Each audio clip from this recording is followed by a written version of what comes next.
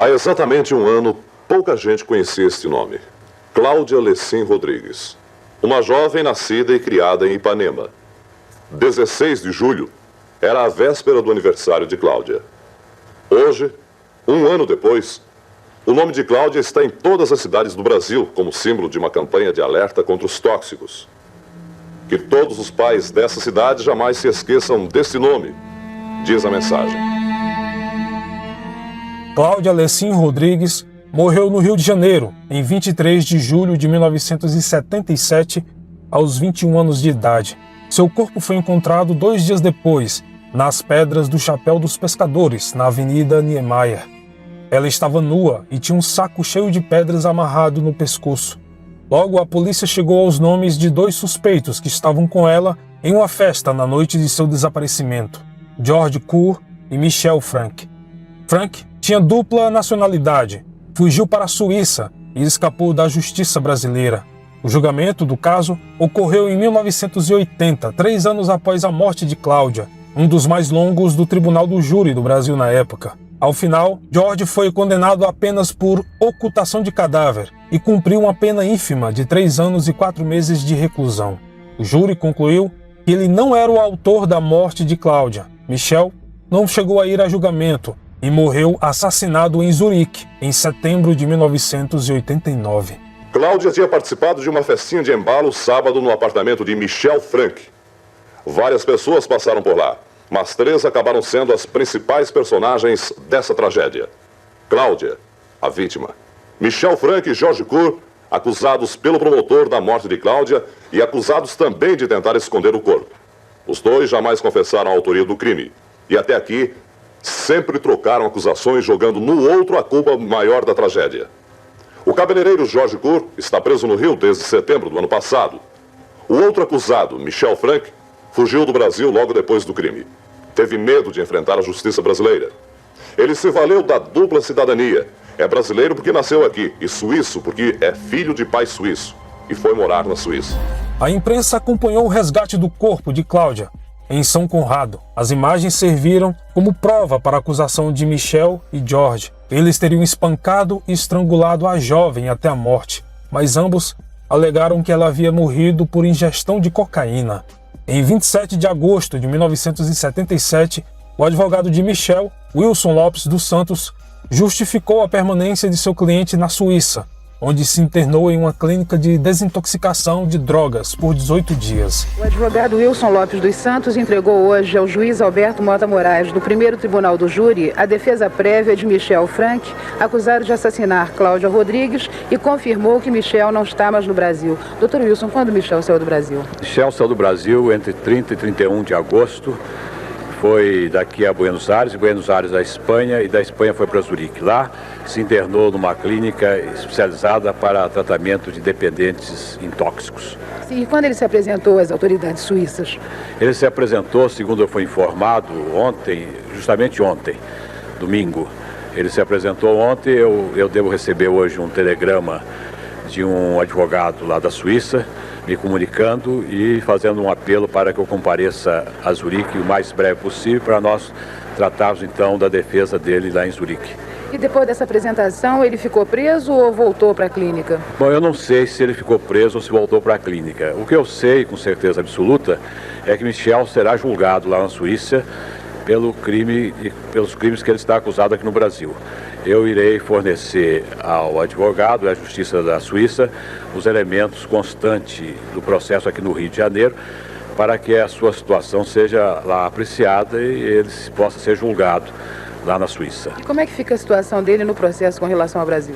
O processo aqui continuará até a decisão de pronúncia ou impronúncia. Ele poderá ser pronunciado, então será submetido a julgamento pelo júri, ou poderá ser impronunciado ou desclassificado o delito para um crime da competência do juiz singular. Porque se no final da prova o juiz se convencer de que não houve, conforme nós esperamos, não houve realmente o crime de homicídio, que Cláudia não foi assassinada e sim morreu acidentalmente, então o juiz o absolverá desse crime, ou melhor, considerar não existente esse crime e desclassificará. Perde a competência o júri perde a competência para julgar o processo e o juiz então encaminhará os autos a uma outra vara de juiz singular para julgá-lo pelos crimes de uso de tóxico e ocultação de cadáver.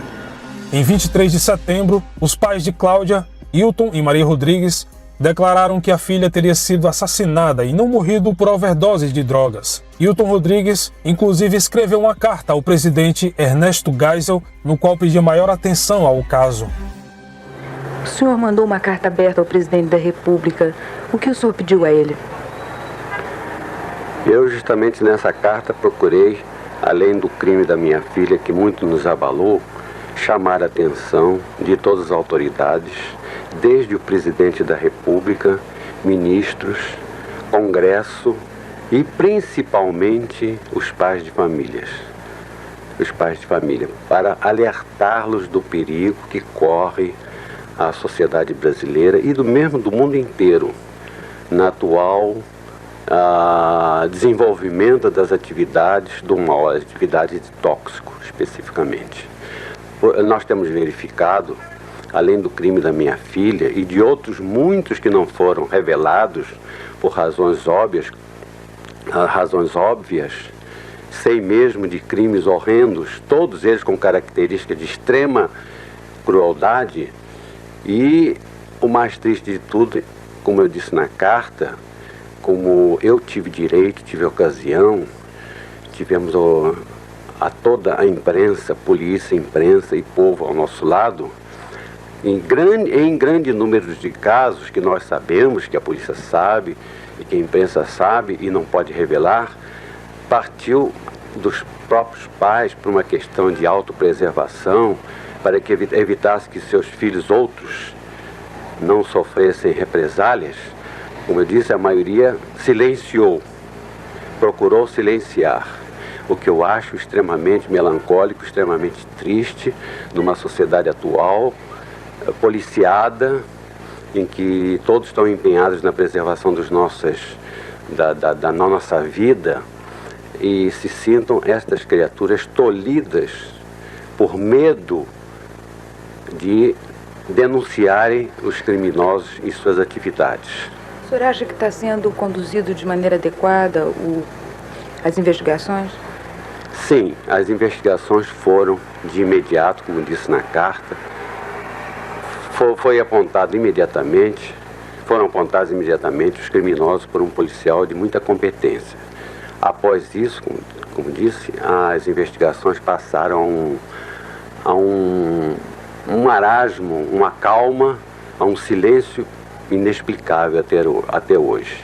Eu penso mesmo, e é o meu objetivo, já conversei com várias pessoas, que a polícia precisava de um auxílio substancial.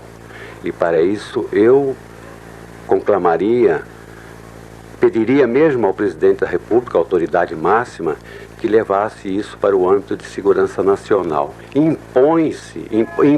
É imperativo que se tome uma providência muito enérgica, muito drástica quanto que está se observando por aí.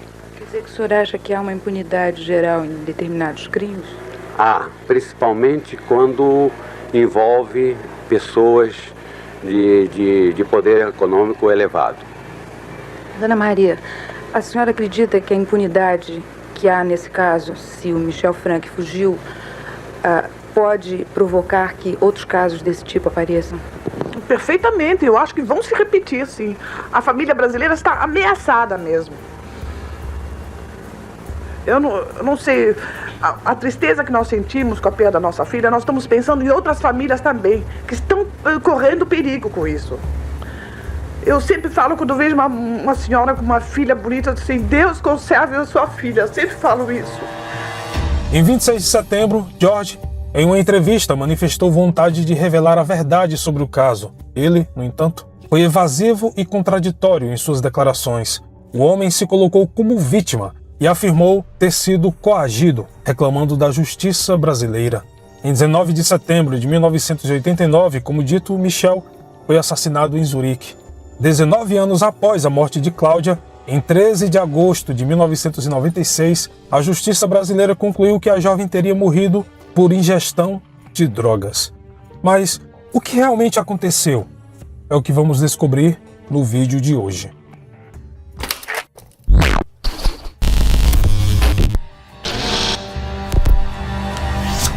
Uma dor de dente horrível não deixava o operário Luiz Gonzaga de Oliveira dormir direito na noite do dia 24 para o dia 25 de julho de 1977. Instalado num barraco da Tecnosolo, firma para a qual trabalhava na Avenida Niemeyer, na altura de um local conhecido por Chapéu dos Pescadores, no Rio de Janeiro, ao lado de 3 colegas, ele foi o único a escutar um barulho estranho nas proximidades, fora do barraco, por volta da meia-noite. Por uma fresta na parede, ele viu uma Brasília estacionada quase em frente, com um homem em seu interior e outro do lado de fora.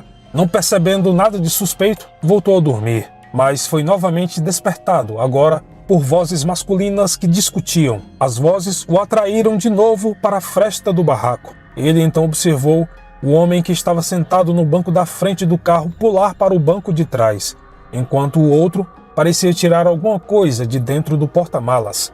Depois de algum tempo, o carro mudou de posição algumas vezes, indo para frente e para trás. Luiz Gonzaga então notou os 2 homens se afastarem da Brasília, carregando uma grande mala até um ponto mais baixo da encosta. Ele resolveu sair do barraco e se aproximou do carro. Em seguida, anotou em um muro de pedras com um pedaço de tijolo o número da placa da Brasília avermelhada, 5964. As letras ele só memorizou de cabeça, SX, e voltou ao barraco. Somente 2 horas depois, sempre meio acordado e meio adormecido, Luiz ouviu a ignição do carro. Os estranhos homens haviam partido e a cena macabra não saía de sua cabeça. Nessa noite, foi uma noite que eu estava com uma dor de dente e não conseguia dormir. Tinha 2 colegas dentro do barraco comigo, mas esses 2 estavam dormindo. E eu, devido à dor de dente, não conseguia dormir. Quando eu ouvi um barulho fora do barraco, de uma porta de um carro se fechando. E eu levantei da cama para olhar o que era. Aí avistei dentro do carro uma pessoa só. O cara sentado no lado do passageiro. Aí eu voltei, tornei deitado. Depois eu já ouvi umas pisadas de uma pessoa, como que fosse caminhando. Tornei a levantar e olhei, e era um cara que tinha chegado e abriu a porta do carro e conversou com o cara que estava dentro do carro. Aí o sujeito saiu da parte do lado que estava sentado, da cadeira do passageiro, passou para a banca do motorista, né? Cadeira do motorista. Bom, aí o cara encostou no local de onde estava parado e aí fechou os vidros do carro e saiu com uma bolsa de dentro do carro, né? Uma bolsa que eu até pensei na hora que fosse bolsa de supermercado, mas depois vi falar que era uma bolsa de plástico. Eu sei que a bolsa aí é cheia, agora eu não sei de quê. E aí ele saiu em direção do outro que estava esperando por ele. Na hora que ele saiu, eu saí dentro do barraco também, fiquei no mesmo local onde eu estava observando ele. E ele saiu em direção do outro e o outro vinha. Aí se encontraram os 2 e voltaram, um por cima da mureta, outro por baixo. Lá no local onde eles tinham parado, aí o que ia por baixo da mureta, subiu a mureta e lá, pronto, aí eu não vi mais nada. Só que eles demoraram muito para lá. Nessa hora eu saí, tive a curiosidade de anotar a placa do carro. Quando acordou definitivamente às 4h30 da manhã, como de costume, contou o episódio aos colegas. Ele propôs que todos fossem até as pedras verificar o que tinha sido deixado lá. Os colegas não se empolgaram com sua proposta. Deve ser macumba, alegaram. Luiz resolveu fazer uma inspeção por conta própria, sozinho, mas, porém, não viu nada de anormal. Na hora do almoço, um colega de serviço comentou com Luiz. Acharam um corpo no Chapéu dos Pescadores. O corpo se encontrava de cabeça para baixo, totalmente despido, com os órgãos genitais da Cláudia totalmente bem visíveis. Muita marca de pancada, estava muito esquisito, muito feio mesmo. Luiz Gonzaga, ao voltar para casa, no final da tarde, pediu a uma vizinha o telefone da polícia. Ela não tinha. Ele dirigiu-se ao orelhão e telefonou para a Rádio Globo. Ele conseguiu falar com 2 pessoas da rádio, mas o redator-chefe só poderia atendê-lo na terça-feira. Quando ligou novamente, revelou o segredo dos números anotados. Ele disse também que poderia reconhecer pelo menos um dos 2 homens da Brasília, pois o viu da cintura para cima. O redator-chefe alertou a polícia sobre aqueles números. Com a placa revelada, os policiais descobriram que a Brasília estava registrada em nome da imobiliária suíça. O dono da imobiliária era Michel Frank. O cidadão disse, olha, aquela moça que apareceu morta lá pendurada na pedra, eu vi tudo. Eu digo, então me conta. Olha, ela foi levada por 2 indivíduos, assim, descreveu os 2, descreveu a roupa que eles usavam, a Brasília e a chapa. Na segunda-feira, Michel pediu ao seu amigo George Cour que o levasse a 2 lugares, ao médico para tratar das feridas em suas mãos e ao apartamento dos amigos Carlo e Bernadette Simonelli. Na visita, contou aos amigos o que tinha ocorrido em seu apartamento no fim de semana e pediu ajuda. Ele estava transtornado, acabou ficando até tarde e dormiu no apartamento. Terça-feira, logo de manhã, Carlo Simonelli atendeu o pedido de socorro do amigo e o levou ao escritório do industrial Egon Frank, pai de Michel. Ao pai, dono da fábrica de relógios Mondane, Michel contou a seguinte história. No sábado à noite, ele estava em seu apartamento jogando cartas com George Cour quando tocou o telefone. Era Cláudia Lessin. Ele a tinha visto até então 2 vezes. A primeira em maio, num salão de festas, no Hotel Meridian, onde festejavam o lançamento do filme Gente Fina é Outra Coisa, produzido pelo pai, Egon. Cláudia era namorada do diretor do filme, Pedro Carlos Rovai, e irmã da estrela do filme, Márcia Rodrigues, conhecida como a Garota de Ipanema, depois de fazer o papel principal do filme, baseado no samba de Tom Jobim e Vinícius de Moraes. Nesse dia, eles não se falaram. Somente 3 semanas depois é que foi apresentado a moça formalmente, quando ela foi ao seu apartamento com Pedro Rovai. Era outro sábado muito movimentado na casa. Uma noite regada a bebida e muito pó, como de costume. No sábado, 23 de julho, de acordo com o relato de Michel ao pai, corroborado por Carlo Simonelli, Cláudia lhe telefonou perguntando se seu namorado estava por lá. Não estava. Ainda assim, Michel a convidou para ir até lá. Combinado com George Cour, sugeriu que ela levasse uma amiga. Cláudia, pouco tempo depois, tocou a campainha, sem a amiga. Ela estava linda como sempre, aos 21 anos. Michel e Georges estavam em companhia de Daniele Labelle, na mesa de carteado. O casal Simonelli também estava entre os convidados. Depois de fazer muitas perguntas sobre o jogo, sem participar dele, Cláudia alegou que estava se sentindo mal, pois tinha bebido cerveja e vinho em excesso. Michel a acompanhou ao banheiro, onde foi amparada por Bernadette Simonelli. Recuperada do mal-estar, Cláudia voltou à sala. "Quero puxar um fumo", disse a moça. Michel respondeu que não haveria problema, desde que ela fumasse num dos quartos, bem longe dele, que não tolerava o cheiro de fumaça. Depois, ela voltou à sala, pedindo outras coisas, segundo Michel contou ao pai. Ele a mandou entrar no primeiro quarto, que era dele, e disse que ela se servisse e ficasse à vontade. O jogo na sala, a essa altura, não era mais cartas, mas gamão. George resolveu ir ao banheiro e, voltando, ao passar pelo quarto, viu Cláudia deitada de lado, totalmente nua. Assim que Labelle se retirou para o quarto de hóspedes, alegando não ter condições de continuar o jogo, Michel e George decidiram fazer uma visita a Cláudia. Eles foram lá com a intenção de fazer sexo, mas, como tinham consumido muito pó, não conseguiram ereção. De repente, Cláudia desaba na cama, com evidentes sinais de overdose. O seu corpo estava tremendo, os dentes trincados, a boca totalmente fechada. Eles fizeram de tudo para salvá-la, segundo Michel, pois ela provavelmente havia enrolado a língua e iria sufocar até a morte. Enquanto George tentava reanimá-la aplicando choques elétricos com um fio descapado da luminária, Michel colocou as mãos dentro da sua boca para desenrolar sua língua e, segundo ele, foi assim que machucou as suas mãos. O barulho acordou Labelle e se deparou da porta do quarto com uma cena que parecia ser de um ménage à trois. "Elle est morte", disse ele em francês. "Ela está morta."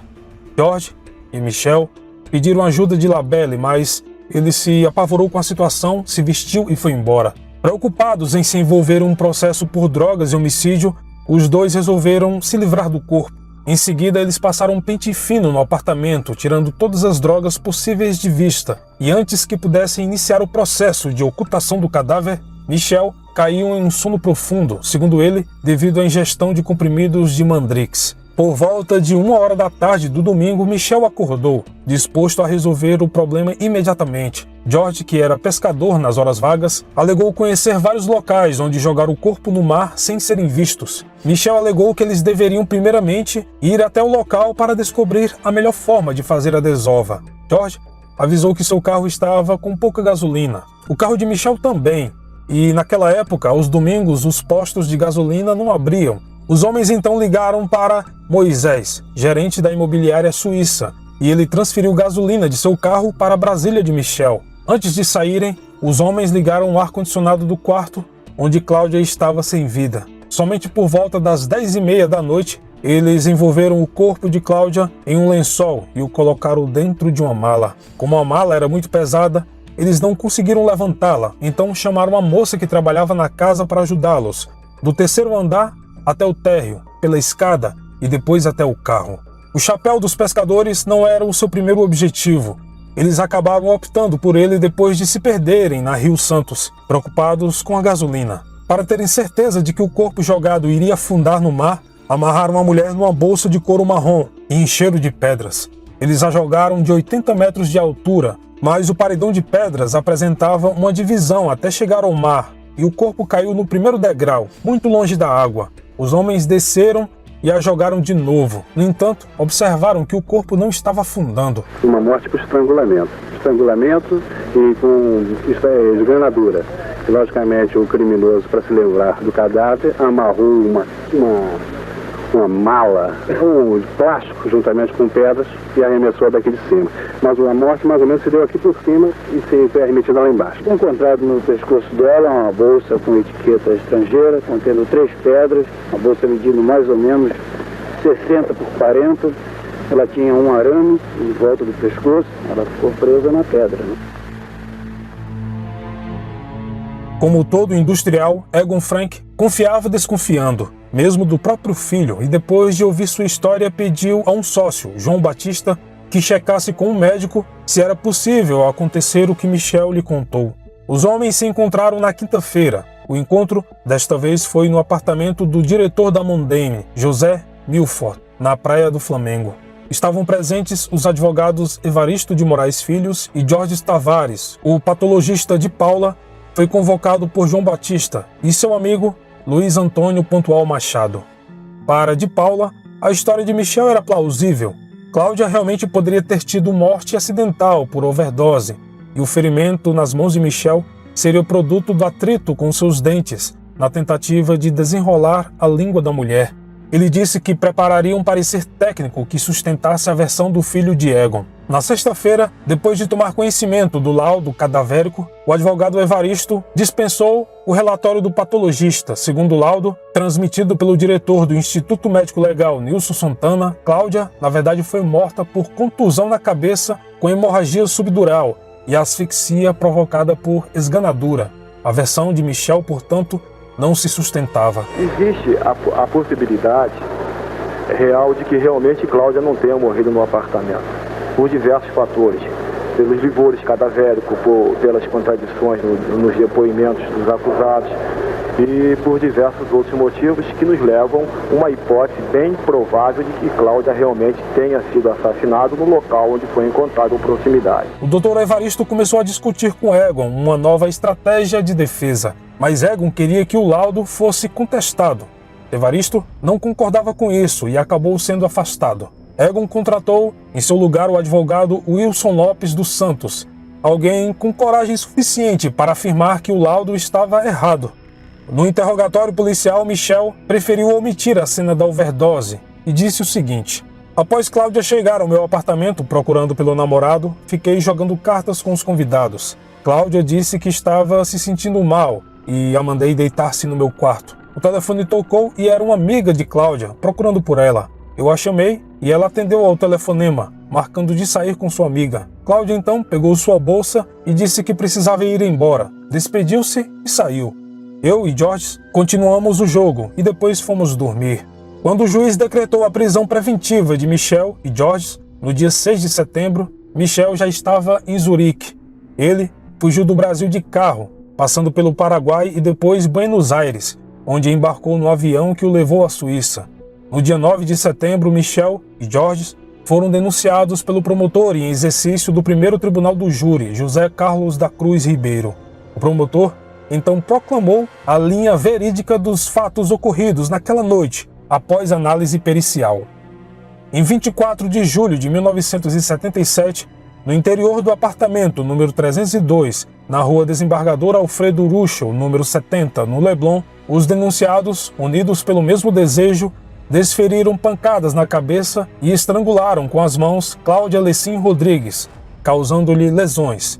Ditas lesões e mais asfixia mecânica foram a causa da morte da vítima, como constatada no exame cadavérico. Torpe o motivo, desenfreio da lascívia. O fato punível foi cometido através de meio cruel, ou seja, por asfixia mecânica.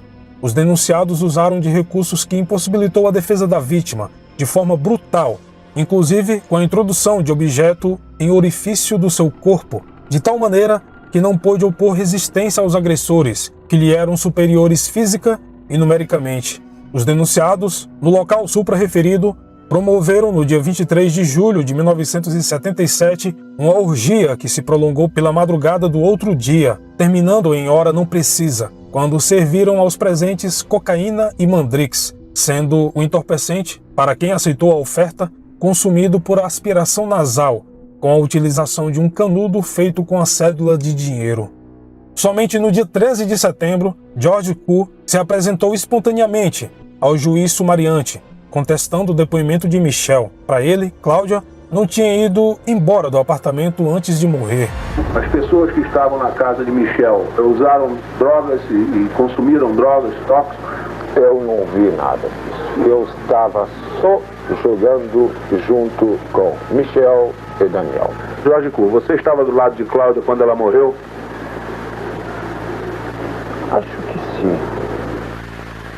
Aquilo que eu te disse ontem, eu vou repetir agora, se esteja gravando ou não esteja. Você matou Cláudia? Não. O galo só mostra raça embaixo do cacete. Que Deus te dê força, garota. Eu provoquei esta reunião, sabia que você não estava em condições, mas eu quero que todo o Brasil hoje, todo o Brasil, conheça a sua posição. O corpo de Cláudia foi encontrado nu na manhã do dia 26 de julho de 1977 no rochedo do Chapéu dos Pescadores, na Niemeyer. O seu rosto foi completamente desfigurado e o corpo amarrado por arame, preso a uma mala cheia de pedras. Cláudia tinha apenas 21 anos. Não houve crime mais discutido pela imprensa e pelo Brasil do que a morte de Cláudia Lecim Rodrigues naquele ano.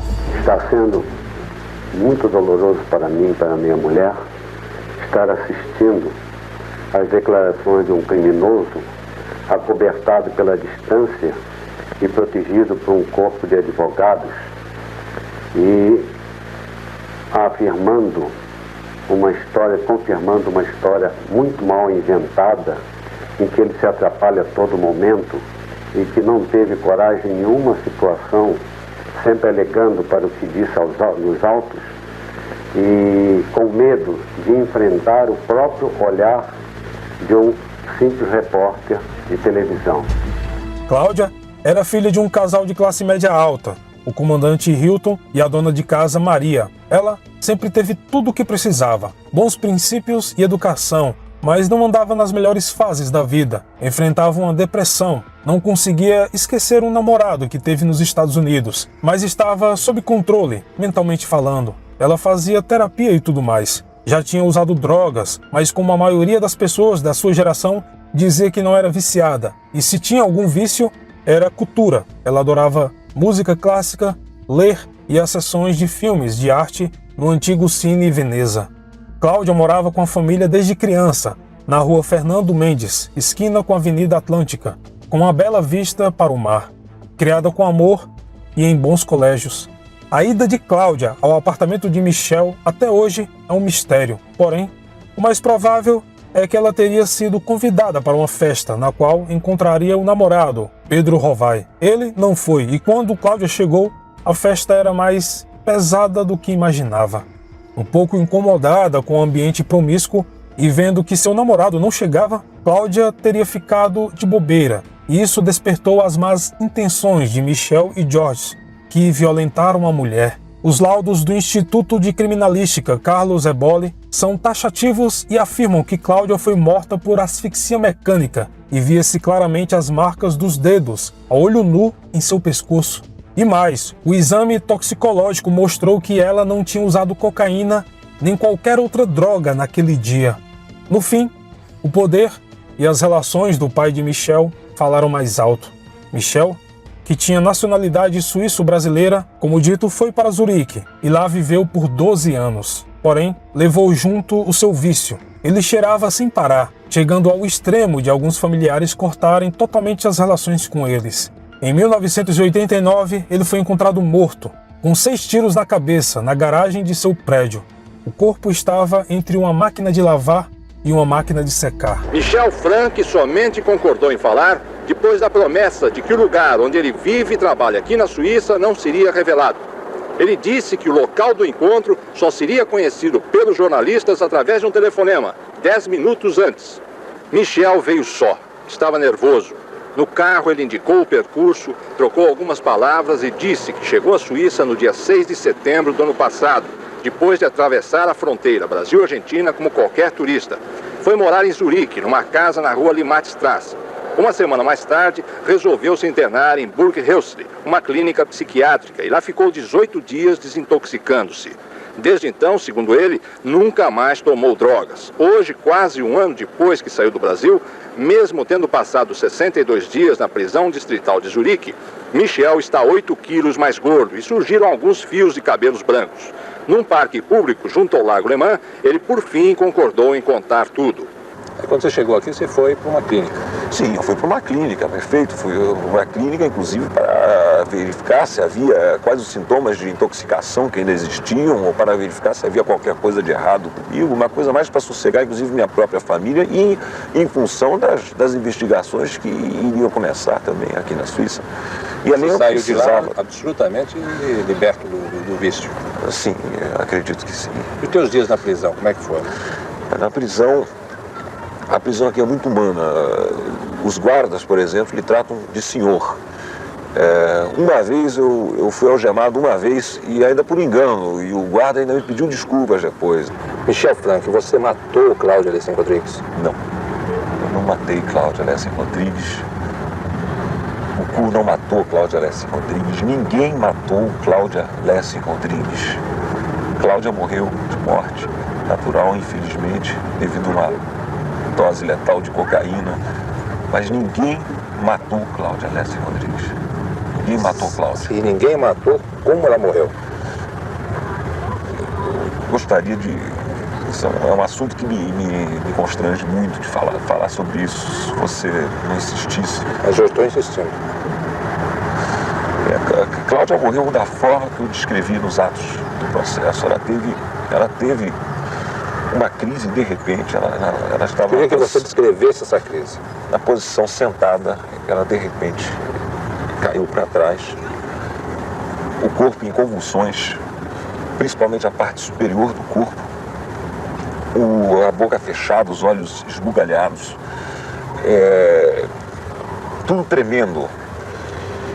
E quando eu vi isso, eu pensei, primeiro eu pensei no ataque epilético, como a gente vê no cinema, como a gente lê nos livros. E a primeira reação, num caso desse, é sempre verificar se a língua da pessoa não está obstruindo a respiração. Pelo menos foi a forma que eu concebi, aquilo que eu vi, a impressão que eu tive foi essa. Então, foi uma cena horrorosa, simplesmente. O corpo todo tremendo. Eu me precipitei, dei uma bufetada no rosto de Cláudia para parar, para ver se parava aquele tremor. O tremor deve ter durado, não sei, uns 20, 30 segundos. Depois ele parou, mas ela continuava com a boca fechada e eu via que ela não estava respirando. Então eu fiz aquele esforço desesperado para abrir a boca dela para tentar tirar a língua para fora. E, enquanto isso, o Cu tentava fazer a respiração artificial na Cláudia, empurrando os pulmões, pressionando os pulmões, exatamente como eu descrevi. Eu não posso descrever isso com mais detalhes do que isso. Nesse momento, quem estava no quarto? Você, Cláudia e Cu? Sim, exatamente. Veja bem, quanto tempo levou da morte de Cláudia até vocês levarem o corpo da praia? Isso também está nos atos do processo. Depois eu calculei aproximadamente 14 horas, mais ou menos. Você descreve nos autos que vocês colocaram o corpo numa mala. Difícil de se entender que um corpo possa caber numa mala. Bom, mas eu acho que a descrição que eu dou nos atos é bastante clara. Eu nunca declarei em nenhum momento que nós colocamos um corpo na mala e que nós fechamos a mala. O corpo foi colocado. Sinceramente, falar sobre isso é uma coisa que... Enfim, o corpo foi colocado na mala e a mala não fechou, é lógico. E ficava sobressaindo. E foi dessa forma que nós transportamos. Ora, se você não matou a Cláudia, se o Cu não matou a Cláudia, por que então transportar o corpo? Por que ocultar o corpo? Isso é uma pergunta que eu mesmo me perguntei. E eu acho que só hoje eu posso realmente encontrar uma explicação para isso. Durante muitos anos, Odilon, eu usei cocaína, anos a fio, antes disso, diariamente. Não só usava cocaína, mas como depois de um certo tempo eu não podia mais dormir de noite, então eu passei a usar Mandrix, que é um sonífero muito forte, para poder dormir. E isso cria um estado de espírito na pessoa, em função do uso contínuo, totalmente paranoico. Isso ligado a um sentimento de culpa que eu acredito que toda pessoa que usa entorpecente tem esse sentimento de culpa. Aliás, o motivo por que as pessoas usam o tóxico juntas. Então, aquilo, quando eu acordei horas depois, eu vi inclusive aquele aspecto, o apartamento que tinha sido queimado no incêndio no domingo antes, o corpo de Cláudia ali, aquilo representava toda a minha culpabilidade de uso de tóxico, tudo aquilo que eu não queria que ninguém soubesse. Eu tive medo do escândalo, eu tive medo da polícia, eu tive medo do meu pai, inclusive, que várias vezes me havia avisado que em circunstâncias assim poderiam ocorrer. Os legistas brasileiros dizem que ela teve um traumatismo craniano em vida. Como é que você pode explicar isso? Eu não sou médico, Odilon, eu não posso explicar do que eu não entendo. Como é que você vê os teus próximos dias? Como será a vida de Michel Frank? No momento, é a mesma expectativa angustiante que tem caracterizado minha vida inteira até agora. Medo de ser julgado ou condenado por um crime que não cometi, por um crime que não existiu. Falar em voltar é até besteira. Falar, eu não sei. Sinceramente, eu não sei. Michel Frank está em liberdade na Suíça e isso desagrada a opinião pública brasileira. O juiz suíço que cuida do processo explicou que Michel está solto, mas não pode sair da Suíça. O passaporte dele está com a justiça e se ele fugir, será preso pela Polícia Internacional. O juiz acha que só havia um motivo forte para que Michel continuasse preso. Era o sigilo nas investigações, já quebrado pela imprensa. Michel Frank não conta a ninguém onde mora e trabalha. Depois da entrevista, Michel pegou um trem, levando com ele a sua nova versão da tragédia de Cláudia. A última notícia que se teve de Georges Cu é que ele abriu um salão de beleza em Niterói.